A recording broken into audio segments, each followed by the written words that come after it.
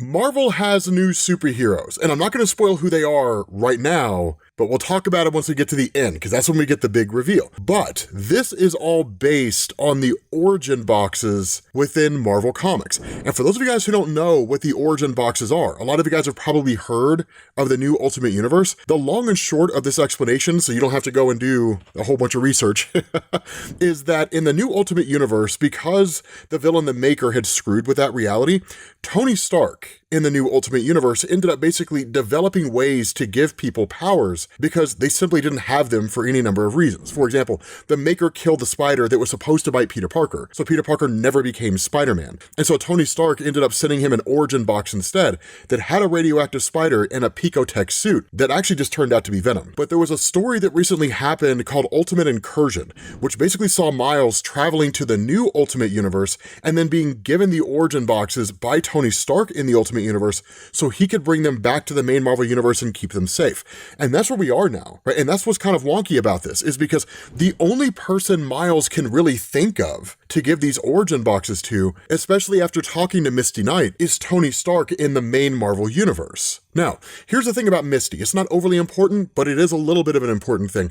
She's kind of been a mentor for Miles Morales within the Miles Morales Spider-Man comics. It's sort of a point of contention, if that's a conversation you're interested in being a part of, because one of the issues that a lot of people have with Miles in the current stories is that he kind of feels like he can't really stand on his own 2 feet, but we know he can because of the way his stories have been written in the past, so people are kind of getting tired of seeing Miles being mentored by this person or that person, and they kind of just want to see him go out there into the world and be Spider-Man, basically the same way he was in the original Ultimate Universe line when he first appeared. But I digress. The point is, Miles being Miles and having any number of responsibilities kind of has his own Parker luck in the sense that he ends up sleeping through the meeting that he was supposed to have with Tony, who's called him like 5 times.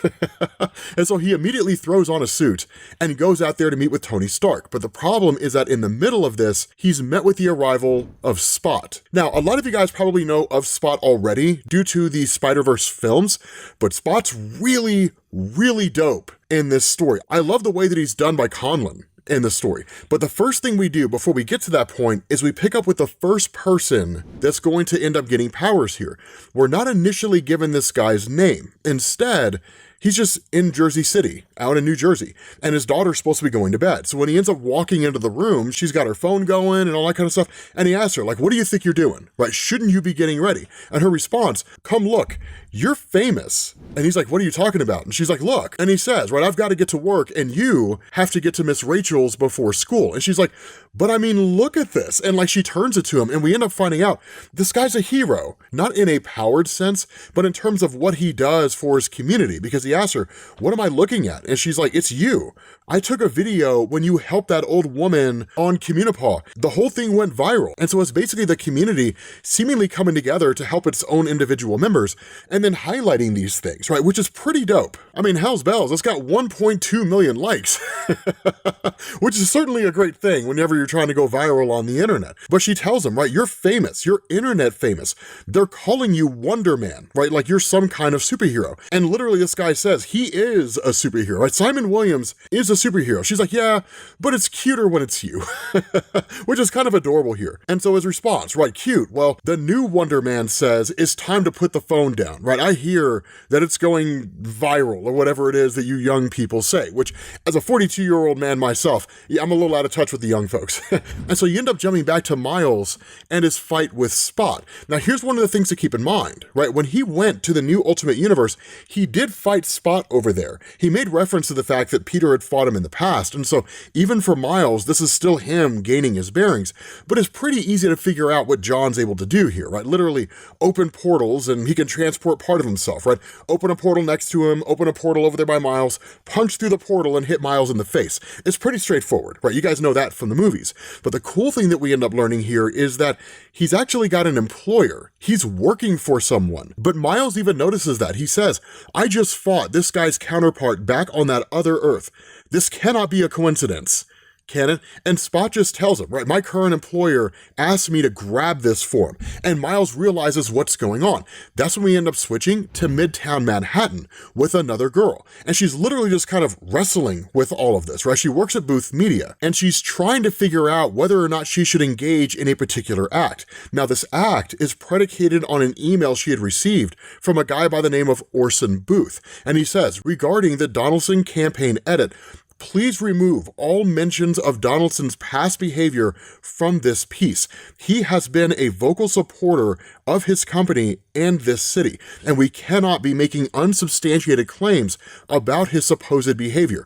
This is non-negotiable. This piece will be run without the claims, or it doesn't run at all. So they're literally putting the screws to her. They're strong-arming this girl, right? She clearly works for the press. It's not some single blog post or something like that. And so that's where she kind of thinks about what it is that she should be doing here, right? Please remove all mentions of Donaldson's past behavior. He's been a vocal supporter, blah, blah, blah, blah, blah.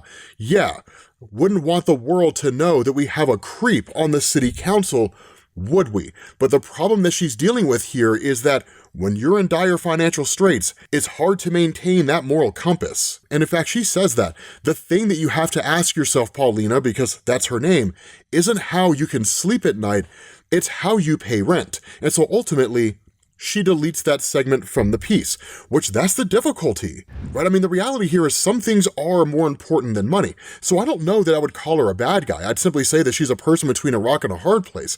But oftentimes, that's how people get strong-armed into doing things that they don't necessarily want to do, because of the fact that your employer basically forces you to. And so at that point, you switch back over to Miles and his fight with Spot. And the exchange here is actually pretty amazing.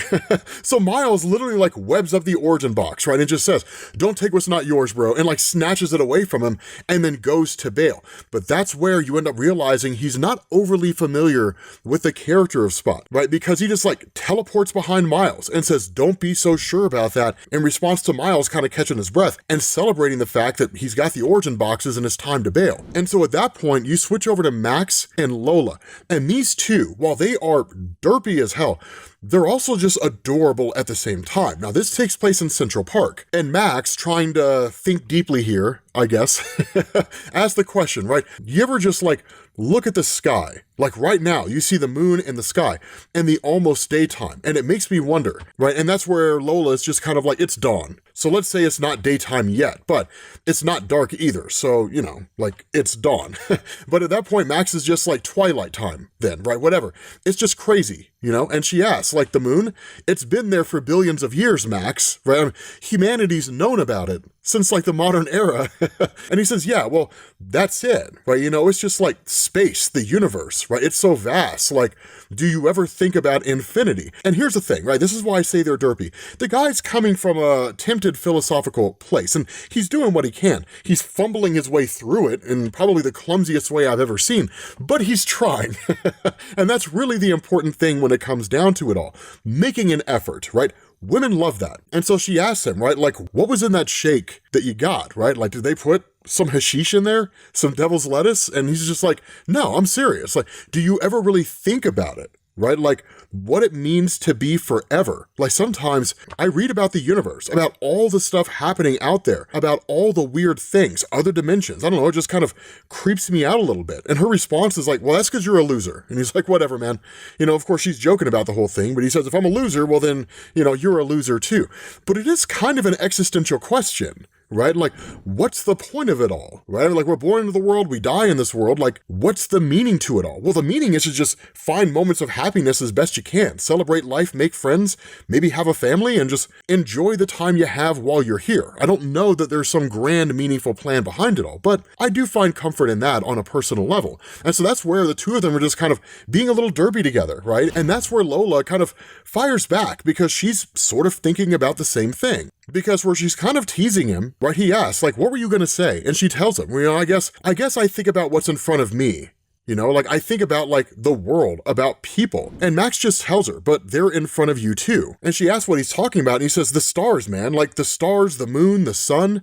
And she just kind of pokes at him and is like, dude, you're absolutely fried. And he's like, I'm just saying, right? And he says, do I need to remind you about the conversation that we had last night about the creature in the sewer system, right? He's like, in fact, I think it smells a little, like I think it smells like it's behind you, right? And then of course, the two of them start laughing. So it's just kind of a small little romantic moment between the two of them, and it's kind of adorable. I love it. I thought it was a really nice touch to the story. But that's when you switch back to Miles, and that's what Miles says, right? You got to give Spot the full court press, right? Keep Spot from activating more of these portal things. But as the fight goes on, right, and Miles says, dude, bro, I do not want to beat you up again, right? The Spot is just like, what are you talking about? When did we fight before? And that's when Miles realizes this is not Spot from that Ultimate Universe. This is Spot from this universe. We've never fought before. And that's exactly what he says, right? This is definitely not the same Spot I ran into in the other universe, which means this guy doesn't know what I can do. He doesn't know what I'm capable of, right?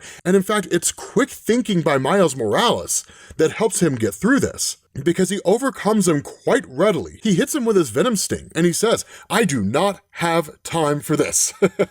And in fact, Spot just says, like, I've never felt that before. And Miles tells him, it's called a Venom Sting. Now, just do me a favor and stay down. And so at that point, we switch to Lower Manhattan. Now, this guy is of particular importance because we're going to talk about him here in a second, because honestly, I think that you guys will figure out with a quickness exactly what power this guy gets. But he's talking to a woman named Claudia, right? And the reality here is he's been trying to get her attention for quite some time, and she's been brushing him off every step of the way, right? She says, it's too early, right? I told you, I would let you know if I can meet. And of course he says, you know, I got you a coffee, and she's like, that's very nice of you.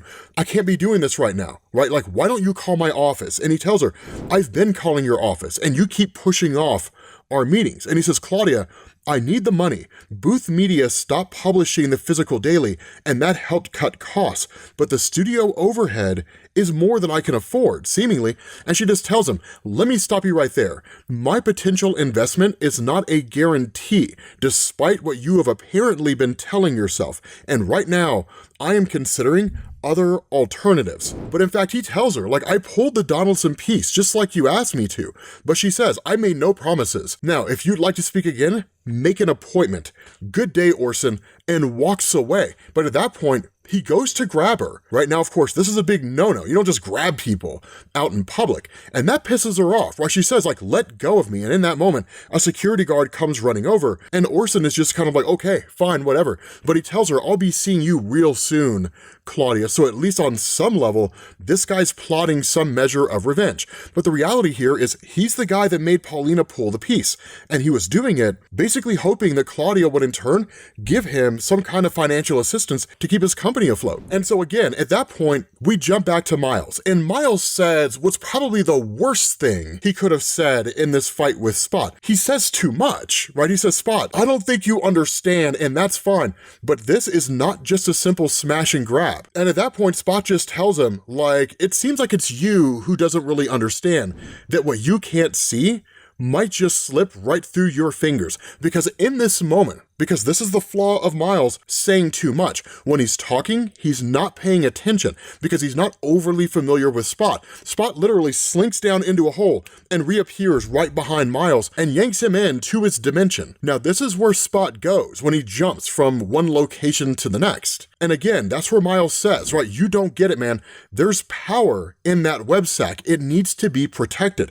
It cannot fall into the wrong hands. But Spot doesn't really care. He's here to do a job. But even if he wasn't, that's the worst thing for Miles to say, because now Spot potentially has a personal interest in getting his hands on these powers. But again, his personal interest really just stops at the fact that he was hired to do this job. And so that's why he says, my employer just pays better. So the reality is I'm doing this because I'm being paid to do it. And Miles tries to stop him every chance he gets. But the reality is he's not really familiar with this kind of fluid space. And he says that, right? Like, I can hardly move. This dimension is like being dropped into a swimming pool filled with honey, but Spot's used to navigating it, right? He knows exactly how to move around, how to open and close portals to get in and out of it. But again, in his moment of arrogance, Miles does two things. The first is he fires a piece of webbing at the origin box and yanks it to himself, and the second thing is he breaks out his Venom sword, or as you and I would call it, a lightsaber. Yes, Miles has this. He's had it for quite some time, and it's dope every single time it comes out. You don't see it all the time, but it's always dope whenever it does. And I'll be honest with you, I don't remember this in the Spider-Man 2 game or the Spider-Man Miles Morales game, but I'm really hoping that we get it in the next one. How dope would it be to have this in the Spider-Man game? But again, once he has his Venom sword, he stabs Spot in the face with it. Now, of course, it wouldn't be enough to kill him, but it would be enough to knock him out. The problem with this is he cannot pull the sword back out.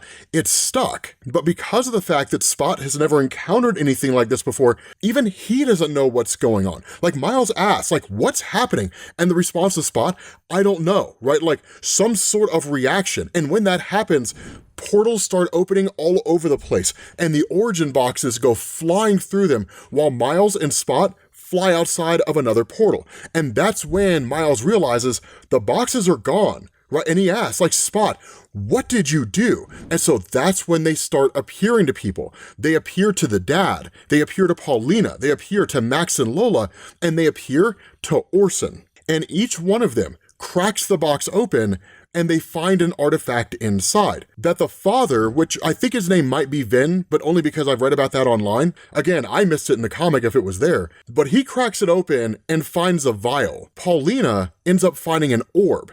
Orson finds a crystal on the inside, and Max and Lola find what are basically bracelets, gauntlets, or as you and I would call them, the negabands, and they start activating them in turn. Now, the father is the only one that we see activate that, and in fact, literally, as soon as that happens, this thing just starts imbuing him with energy, and then at that point, all we see is his face, and clearly it looks like he has the powers of Wonder Man. So no doubt, this is Marvel Studios forcing Marvel Comics to add this in to Marvel Comics as part of the MCU Marvel Comics synergy. Having said that, I think it's dope. I love the Wonder Man TV show. I said it when it first came out, and I'll say it again here. It was awesome, right? So I don't really have a problem with that. So I'm kind of excited to see where it goes. But as for Orson, here's the cool thing about him, right? What it looks like here, what he has, it looks like the Crimson Gem of Sidorak. That's what it looks like. Now, I could be wrong, right? I mean, it looks like ruby quartz. It could be any number of things. But to me, it looks like a Crimson Gem. And if that's the case, he would become Juggernaut, which actually makes perfect sense for his character, right? He's a person who's seemingly kind of being pushed around and kicked around by people that he perceives as being his betters. He's got a chip on his shoulder, an urge to prove something to the world for whatever reason that only he understands, no matter what the case is, right? Like, this looks like a Crimson Gem. But before we close this out, there is one piece here that we have to address, and that is the introduction of a new villain. So what we end up doing is picking up in the negative zone for Earth 6160. Now, if you guys remember the video that I made, we were talking about dimensions and realities and so on and so forth, how there's one negative zone and every universe in the multiverse can access it. Well, this is one of those times where Marvel just kind of seems to be ignoring that fact, right? And just treating it as though there's a negative zone for the Earth 6160 universe.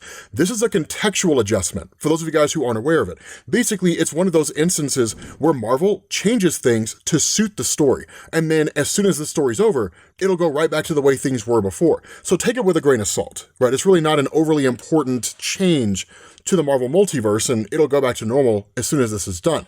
But you pick up with this guy who's making a speech, and he asks, why do we fight, brothers and sisters? And they say, we fight to remember. And he says, yes, we fight to remember the cosmos as they were and shall be again. Why do we kill, brothers and sisters? And they say, we kill for great Annihilus. And he says, yes, we kill for our Lord. We kill to cleanse the cosmos of the false ones in their preparation for his second coming. Why do we win, brothers and sisters? And they say, we win because we are warriors of Annihilus. And he says, Yes, we are warriors, we are relentless, and we are ruthless.